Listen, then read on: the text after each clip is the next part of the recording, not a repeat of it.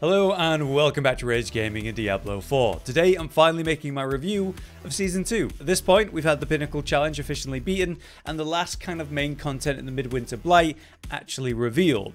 So now I can reasonably take a look at the different sections of the season and give a fair assessment of how it all went. It absolutely deserves credit for what has been a shocking amount of content for a single season of an ARPG, and while far from perfect, they have pumped out a whole roster of new things to try, alongside an incredible new power system, so overwhelmingly better than Season 1's power system that I can't help but praise it. Far from perfect though, there's some crazy class imbalance, farming Uber Uniques is miserable, it doesn't even tie into the current final content they want you to be doing, and there's been plenty of controversies and issues galore. Where does it leave Season 2 overall? We're going to get to that, but first let's go through the highlights of the season, the good and the bad, starting from the beginning of Season 2 launch. The launch introduced a lot at once. Vampiric powers, the massive increase to leveling XP, serious rebalancing of specific class stuff, but also major changes for everyone like the damage buckets that were totally reworked. Let's start with the big one for Season 2 though, the vampiric powers. These are fantastic. The best power system we've seen for Diablo 4 so far in terms of pre-season and Season 1 anyway. If you want to do a dealing damage over time build, you've got a power for that. If you want to center a build around an ultimate, that's entirely possible. If you need tons of attack speed, there's lots of different ways to get that. Are you using minions? Why? You shouldn't do that. We've still kept it really irrelevant and weak in the meta. However, we do have multiple powers for that. There's lots of different ways you can augment your playstyle using these powers. They're very unique and cool. And while of course there's meta picks like, hey, Metamorphosis and its nutty ability to generate unstoppable or prey on the weak, giving you a new way to generate vulnerable on targets and also making you deal more damage to said targets. These powers have even been major for the Abattoir, letting us pick up some major damage reduction options we otherwise just wouldn't have had, and we certainly needed them. Accessing these new powers was straightforward. Go get potent blood from specific content, most specifically the new Blood Harvest event. 3 whispers to clear, a few mini events, lots of chests to open up which helps you gear up fast, and the amazing main event where you spawn tons of enemies and elites, piling stacks of legendaries on you. Absolutely fantastic as a sorcerer gearing up properly once you hit World Tier 3 initially and then 4 the first times. The only real issue with the system is that it came down to potent blood being basically useless as a consumable or currency very quickly. Once you've upgraded the powers that matter, let alone all of them, it's a wasted resource, doing nothing useful, and you'll get more of it many times from now on. So a bit of a missed chance there to make that currency useful beyond the upgrades, maybe convert it to gold or something. But overall, vampiric powers was so much better than the malignant hearts, which forced you into basically a single playstyle. Everyone was doing the same thing with Barber, and the hearts themselves were really invasive on your tiny inventory and stash. Even getting the ones you wanted, like farming them out, sucked for most of the season until they addressed it, but it took them way too long. So I'll take a useless potent blood currency over a much more invasive annoying mechanic. Speaking of the stash though, oh my god, it got better and worse this season. We got the new filter system in ways that we can search for aspects typing in the name or actually highlight only uniques or rares or whatever specific armor piece you want. What a dream this is. And it's also hilarious that I'm praising this because it should be in the game since beta. It's a loot-based game in which we can't organize our loot. That's terrible. But we have something now and it is a lot better. But then also we need 10 times the space we have right now. The stash is pathetically small and woe upon you if you decide to make an alt or something like that. I dread to think about why we still have such a small stash. It feels like they're definitely going to try to charge us for it, and I really hope that backfires if they do. We paid full price for this game. If I look at PoE and they're like, hey, do you want to buy some stash tabs? I might consider it because the game is free. But yeah, in terms of Diablo and builds and alts and having different gear, it is so punishing in this game, which makes no sense, especially in a season where more builds work than ever before and are actually very fun. Why are we being punished for trying different playstyles? That's my question. Give us more stash space as a bare minimum. One thing that was infinitely better this season was leveling XP, making it so your average player is going to reach level 100. That was an incredibly smart call. The grind became very dull around 70 plus originally, devolving into the same few nightmare dungeons that were best for XP on repeat forever. The same thing happened this season, but at least it was much shorter, overall quicker. And when you're leveling more often, you do get to spend points and upgrade, which at least makes things feel feel good. And it also had a big impact on the race to World First 100. The same names from Season 1 were back, and this time it was a group of Necromancers that hit level 100 first. Overall, many level 100 speedrunners were reaching max level in about 10 or more hours sooner than last season. But Necromancer won the race overall, and it made sense. Blood Surge builds don't rely on much gear to work at all. Overpower as a damage bucket is much better. These guys spam Blood Surge all the way to about 40 something, then swap to Bone Spear to finish off the high level grind. But speaking of Bone Spear, nerfs and buffs and the new damage buckets, it was pretty unexpected how this went. We thought builds like Bone Spear were, well, not necessarily dead, but nowhere near the meta pick for Necromancers anymore. This is because of the crit changes, vulnerability weakening. Bone Spear relies on these. Also, Bone Spear had specific core gameplay nerfs, cutting it seemingly in half statistically compared to what it was before, and yet it remains one of the functional best picks for Necromancer. They somehow achieved some serious nerfs to one specific build right,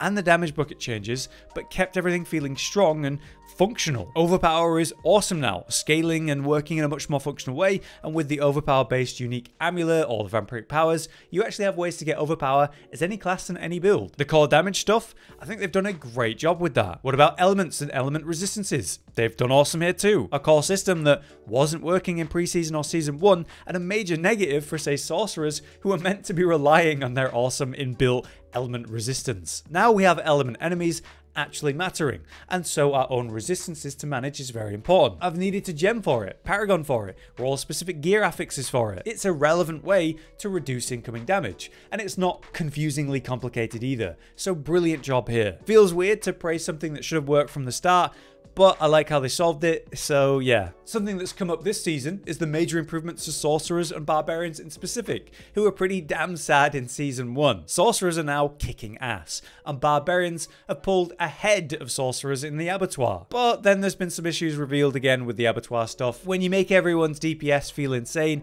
it's great, and you can ignore the issues of a class, but then when your insane DPS no longer matters because abattoir, the core issues of the class come back. Sorcerer had major potential overbuffing to specifically ball lightning, which basically carries the class. Barbarians are massively relying on overpower to burst, but they're actually mostly using the same skills as they did last season, and in fact all their builds basically have the main same options with a couple variations in like a core or something. So there's still a major lack in the variety in the way they play in the different builds, even if the one way they play right now is very strong. So long term, they deserve some actual variety. But yeah, that's the launch. This brings us to the mid-game on the way to the end game. I have to say the progression through World Tier 3 and 4 was significantly improved thanks to the XP improvements. There is a lot more people actually reaching level 100 this season. It's been very good for the life of the game. Players who never reached a high enough level to challenge the end game to really sink their teeth into World Tier 4 and do challenges like Uber Lilith or Tier 100 Nightmare Dungeons.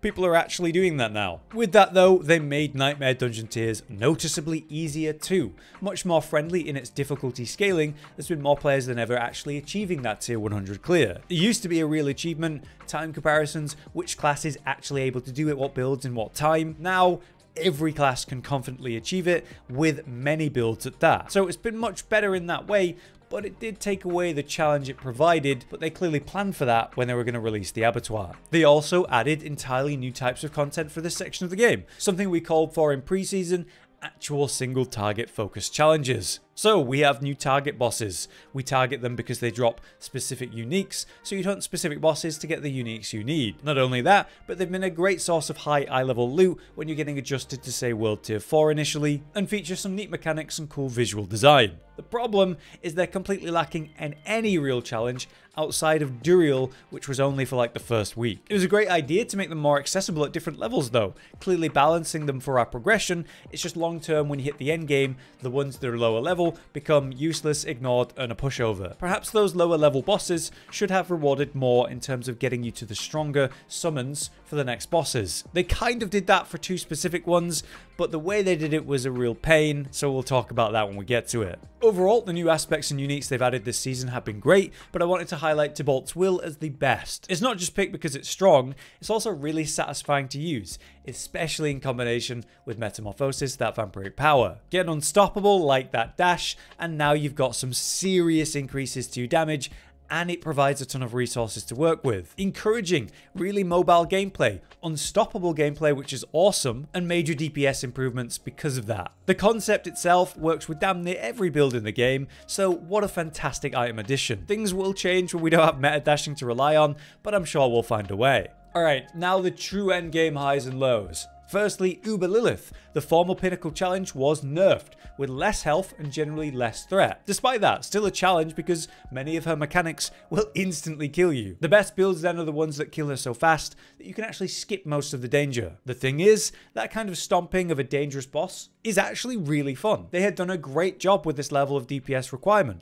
Every class can do it, and while some classes were way better than others, it didn't really matter if someone's better than you at something if you can still do it. Downside is that the pinnacle challenge is gone, but what was left was very fun and satisfying to do, and a great way to kind of test your build. Speaking of builds, in came the rogue combo point break issues tied to Debolt's will, where they accidentally allowed overcapping of combo points, allowing rogues to reach double-digit combo point attacks for one-shots on bosses. But they're not the only ones. Sorcerers and the insane overbuffing of ball lightning, the insane attack speed stuff with that, or barbarians and their outrageous burst potential, leading to an actual 1 billion damage in one hit case. Meanwhile, the druids and necromancers fall behind heavily in relevance due to not really having the same game-breaking mechanics going on that the others have. Class imbalance is becoming really clear as we hit the true endgame. What about the other specific single-target fights still in play I've not really talked about? Duriel and his uber unique target farming that we were doing in the true endgame. Finally, we have actual odds to make it possible to even get an uber unique. The great concept to fight one specific dude and maybe get them. Sadly, I feel this was better on paper than in reality, and was pretty much a miserable process. Killing him instantly became the norm, the challenge of the fight was entirely gone, it was just basically repeatedly rolling a dice every minute or so, and, you know, gambling on terrible odds to get what you want. I never want to have to do that again, and I fear that I will have to do it in Season 3, unless they add new ways to get Ubers, which I really hope they do, and honestly, they should have done in Season 2 with the Abattoir. This leads us to the exploits though, like the fact that people were item duping to avoid having to farm Hell Tides for steel to summon Grigore, so Grigore could give them the items they need to summon Duriel himself. Grigore was a problem, like a level 80 boss so irrelevant to fight, but providing a really important resource you need to do Duriel, which in itself was a miserable fight. People have bypassed this whole experience by doing trading in the end, and the devs even acknowledged that Hell Tides needed a rebalance. Steel should be easier to get, the process should be smoother, and I mean, we shouldn't be relying on something that's not always up to do something that they want us to do. They did make the process smoother though, so credit to them for that. Alright, so farming Duriel for Uber Uniques, eventually that's the only thing that mattered in the entire game. Everyone's done tier 100s, we've got our glyphs leveled, there is nothing else really important to do, we want those Uber Uniques, so we're farming Duriel. It's a terrible process to actually summon him, and then a mind-numbing experience to just one-shot him over and over with terrible odds of getting what you want. Why should we even do this? You're already strong enough to clear everything in the game right now, so there's no point. Which is when at last the Abattoir of Zir is announced. A pinnacle challenge to really challenge the full endgame builds. Level 100 sure, but also completely defined and refined builds. Meant to be for the high-end players. It has some annoying requirements, mainly the season journey, which had some irritating requests for the final chapter, but overall fine. But let's be honest, the Abattoir launched